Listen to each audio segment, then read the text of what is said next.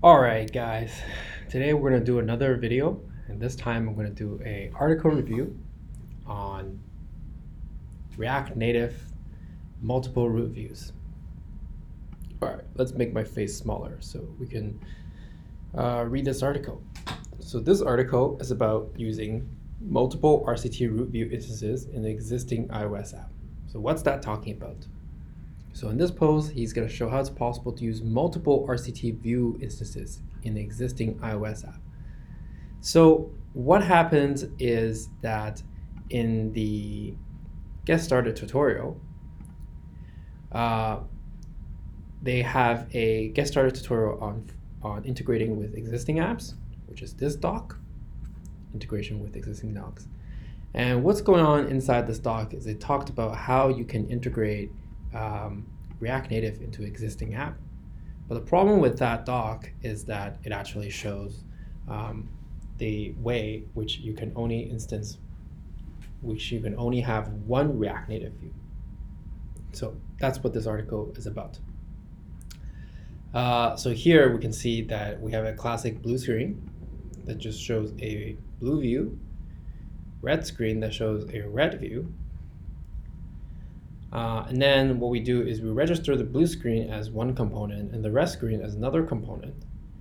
And then in our iOS side, we wanted to show these React Native components given by their name, right? So in UI controller, in the UI view controller, we initialize and we set the view to whatever the module name is. And then this view gets attached to the view controller. So if you do this, for example, if you have a IB action that says, if I tap on the red button, it's going to show the red component from React. Tap on the blue button, it shows me the blue component. Then what's going to happen is this is actually going to crash. So it doesn't work. And the reason is because how you initialized this view. So that's what's it's saying here. If we take a look at the comments in the React Native RCTRootView initializer, you will notice, I believe this part, a bridge will be created internally. This initializer is intended to be used when the app has a single RCT view. Otherwise, use this other method. You have to create an RCT bridge and then use this other method, init with bridge, and then pass the bridge into it. So this init with bundle URL only works with a single RCT root view. So to fix this, what we need to do is, well, on the iOS side, what you need to do is you need to initialize a bridge, and then you need to pass the bridge into it. So now we need to look at how to create an instance of RCT bridge. So here in iOS, we have a class, React Native Bridge, and then we initialize the bridge using this bridge initializer, like so. And then what we do is we have a React Native Bridge delegate. So maybe this is something that we can look into in detail.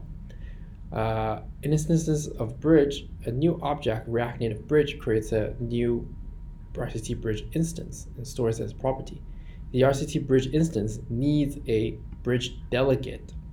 Another new object, React Bridge delegate, will be the delegate of the RCT bridge. So this bridge, the initializer for this bridge, requires a bridge delegate, which we in turn need to create. This delegate looks like it's like some kind of URL that connects to the Metro bundler. Now it's possible to modify the main view controller. We'll create a single React Native bridge, and then this instance will be passed to our two React controllers. So here, in our main controller, we have another instance of React Native Bridge, And here, our blue view controller and red view controller has the bridge passed in. So now when we push this controller, it's gonna call this, it's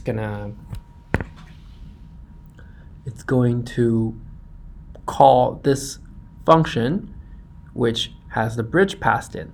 So now you can show multiple views. So now you can have a red view and a green view. So that's the whole piece.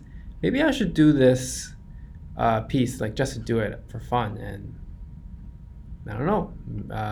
Seems interesting. Let me know what you guys think if you want me to actually do this code for fun.